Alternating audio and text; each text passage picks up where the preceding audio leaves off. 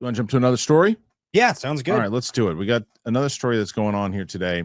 And the Marvel chief of TV, he's talking about how they're going to approach their new series. I think this is kind of needed. After going all in on streaming during the pandemic, Disney has been pulling back.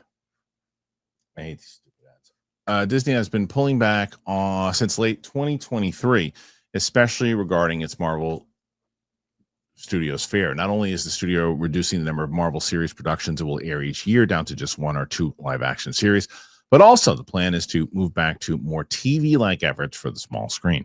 That means less costly one-off event series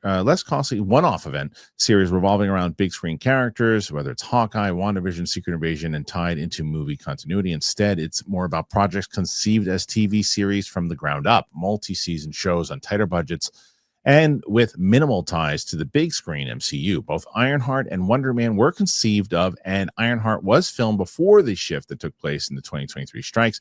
The recent Daredevil Born Again, however, marks the first real example of the new status quo. Appearing at the Disney upfronts this week, Marvel Television boss Brad Winderbaum spoke with The Hollywood Reporter about the new approach and how it will work. Namely, there will still be connections, but there'll be cameos or guest appearances that won't impact the larger MCU storylines. He said producing shows with marquee names made it really challenging to produce second seasons. The margins on TV are smaller. Looking to the future, does it mean that we won't have big Avengers names? No. They may not be the titular characters of the show, but they can still make appearances. You should be able to watch these shows on their own without knowing the overall MCU story. But if it's not connected, it's severing what makes the MCU the MCU. Marvel is also reportedly taking a wait-and-see approach when it comes to the potential second season for Ironheart and Wonder Man series, and if they'll be part of the new paradigm. Okay, so, all right, Ben, you hear all that, and you hear that new approach. Good idea? Bad idea? What do you think?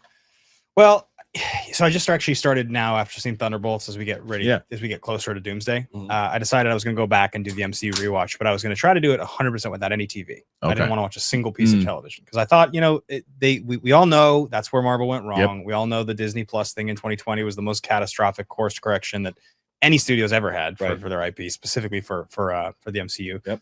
And so I think that the idea that you're focusing on shows that can be enjoyed without the movies is a good idea. They'll get less traction, definitely. They'll be unsuccessful, I think, overall. Sure. So they need to make sure the production budgets are lower, like TV used to be. I think when they started to spend $200 million on making Falcon and the Winter Soldier is where they really go wrong, because now the show has to have this kind of significance that it's not able to have. So I think that that's probably the right thing. Look, the reality of everything we're talking about as far as Marvel goes and the MCU hinges entirely on what happens Fantastic Four to Doomsday. Because if it doesn't work, if it fails, I just think whatever audience that is still invested a little bit, which is significantly reduced from what it used to be, is gone. Right. Like, my confidence as a viewer, Thunderbolts was the first really good thing I'd seen in a while. Right? You didn't like Deadpool and Wolverine? I liked it. Right. So but I wouldn't call it really good. I would call it good. It was fun. It was a fun movie. It was fun. Definitely the best one prior to Thunderbolts. It was more like a comedy that was almost taken. It was like I've been comparing it to where Thor Love and Thunder is a bad Saturday Night Live version of the MCU. Deadpool and Wolverine is the good Saturday Night Live version of the MCU. Yeah, it was enjoyable for sure. And I liked the cameos. They worked for the story. Like, I would say. But I agree with you. Yeah. It also felt a little bit. All right, I've been talking a lot about going to the gym, and I go 4 days a week. I do it. But I've been looking for something really to make sure that I can do on the weekends, because I feel like I'm in it now. I'm in it. I want to get a good workout in. So Hydrow, I do it all at home on my schedule, and I do it in 20 minutes. Rowing on the Hydrow, it gets me the full body workout, and I don't ever even have to leave the house. It's great. I just found out about it not too long ago. I said, let me check it out. I saw all these great reviews about it, and man, it is the way to go. It's a secret weapon for a full body workout. It hits like 86% of your muscles, arms, legs, core, all of it, and you can knock it out again in 20 minutes. It's efficient, and it actually works. One thing that I really love about it, you don't get bored. Hydrow's got tons of workouts with actual Olympians, and they're filmed in this gorgeous outdoor spots all over the world. It makes it way easier to stay motivated. If you're on the fence about it, there's a free shipping. It's 30-day risk-free trial, and Hydrow offers a full year warranty. Honestly, no pressure. You try it out, you see how it feels. So if you need to skip the gym, not the workout, you stay on track with Hydrow. For a limited time, go to hydrow.com and use the code Kristian. You save up to $475 off your Hydrow Pro Rower during Hydrow's Memorial Day sale. That is HYDROW.com. Use the code Kristian. That is Hydrow, HYDROW.com. Code Kristian to save up to $475. Hydrow.com. Code Kristian. Not really like MCU, like a little cheap because which one? Deadpool Wolverine? Yeah, because it's bringing all the Fox stuff into it, so it doesn't totally feel like it's existing. I agree with you 100%, and I think that Thunderbolts is the first true MCU movie we've got probably since, well, even Guardians of the Galaxy 3, which I loved. Yeah. Was more of a ending to the overall trilogy than it was a continuation of the MCU. And I like that movie. That was a good movie. Yeah. So I think that Thunderbolts gave me enough hope and excitement. That's what got me to start doing this rewatch. Because like, oh, this is fun. I enjoyed liking this movie. That I really believe that the next couple of years here, if the movies aren't good, I don't think the TV thing even has legs. I think it'll come and go. If the movies are good, I think there's an appetite for television. But remember, prior to the MCU and Disney Plus, this wasn't a paradigm that existed. Right. We're all acting like we've had this forever in movies. Prior to 2008, this was not something that anyone expected. If you made a spin-off TV show of a popular movie, it almost always failed. Or it was after the movie had been successful, then the show was on TV just to continue the IP on But cable. a lot of times they didn't get the actual star, though. Correct. Yeah. Usually they didn't. Right. Yeah. So. Well, look, I agree with you. And I think that here's the thing with what they did with the MCU. And, they hit this level of success. And then you had, what's his face? Bob Chapek. No, Chapek. Yeah. Who wanted to just push everything out there and say TV's movie, TV, more. And you made it like homework for the audience. Yeah. And then you didn't even pay attention to it and you tried to lie about it. And I've used this example a million times. But I always bring up Doctor Strange Part 2. This might be the worst MCU movie. I didn't love the movie either, but more so because of the interview that Feige gave, and they said, "Do you need to watch WandaVision before this?" And he's like, "No, you don't need to watch this." What are you talking about? The whole thing is about her and her kids and why she loses her mind because of everything that had happened. And the end of WandaVision is how she gets told the Darkhold. So it made no sense. You had to watch that show. Yeah. I've been doing a rewatch of the MCU over the last 5 months with my friend Sam. She had never seen a single movie. One. No, we actually put it up on the channel, and it's got where right now we weren't going to do TV, but we are doing TV. But dude, it's good. She's enjoying them, and it's good to revisit it. But it's taking forever to get through the MCU. Yeah. Because there's just so much. Like today, we're recording the last episode of Hawkeye. Oh, yeah. And then we're doing the first 2 episodes of Moon Knight. And then our next shoot day is the next 2 episodes of Moon Knight. And then it's right. That's around the time I stopped. Right. That's around the time I stopped watching. Because you just had too much. And I didn't love them. I like WandaVision, I think is quite good. Yeah. I enjoyed WandaVision a lot. Falcon and the Winter Soldier has its moments, but I don't think it's great, but it has its moments.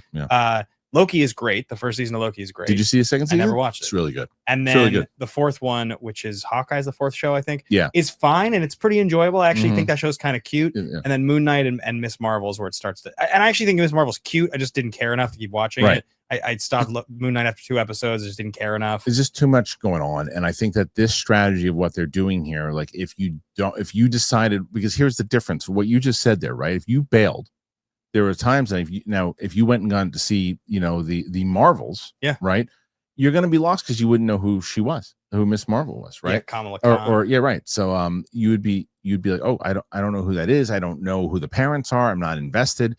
Same thing even with Thunderbolts. There are times, a lot of things with Thunderbolts where people, if you didn't watch those shows, John Walker, you do not have the same connection with John Walker. You don't. I mean, Yelena shows up in Hawkeye also, but you got to see the Black Widow. You have to see the movie, but it's like you have to have the. I mean, Valentina shows up in a couple of the shows too. So by doing what the strategy they're doing now is saying, okay, you want to watch Daredevil? Great, we're proud of it. You should watch it. But if you don't, it's not going to make you confused when you see the next movie. The issue with the whole premise was that as soon as you could miss one, you could miss all of them. That's the whole thing. That's the whole entire issue with not just the Marvel part of it, but the Disney Plus part of it, right? Mm-hmm. I used to watch every Pixar movie the same way. Yeah. The minute there was a Monsters University TV show, the minute that there was straight to streaming Pixar movies that didn't feel like events anymore, I stopped watching and I stopped caring, right? Which is like weird but they had gotten me hooked as this Disney guy where I would go to the theater and see everything. Even in the days that I couldn't screen stuff and go for the Disney screenings, I would pay and I would go on opening night, right? And I just think that paradigm shift that has happened in the post-COVID world for most people is now you feel comfortable missing stuff. And it's also because you do have an opportunity now to find stuff on streaming that if it's not connected to film or anything, just shows in general, the kind of quality you get on TV now. Oh my gosh. In general, it's just crazy. It's incredible. So the balance has to be, why make me feel like going to the movies is special, but don't make me feel like it's homework. And I think that this strategy is the right strategy. I really do think it is. And I think that and this is even what I said, I haven't had a chance to see the Ironheart trailer. I heard it was good. I haven't seen it yet. I saw a version of a trailer about 3 years ago when they were working on this thing. Ryan Coogler came out, but make no mistakes about it. They waited to release this trailer until Sinners came out. Yeah. And rightfully so. And they go, look, here's what we're going to do. Let's see producer Ryan Coogler. Exactly. Yeah. Let's see how heat. Let's see how this movie does, Sinners. And we think it's going to do really well. And then it crushes. Yeah. And people are going, start promoting it and put his name out first, as they should. 100%. That's good business. There's another thing that I just didn't believe when I saw Black Panther 2. Yeah. And it was like when they put Riri in there, you're like, well, this is clearly them just setting up this television show. Yeah. They're throwing this in there. They're kind of like jamming it in there to set it up. And he's like, no, it was always the plan. We didn't even think there was going to be a TV show. I don't believe that. Yeah. I think that was the day when everybody was getting TV shows.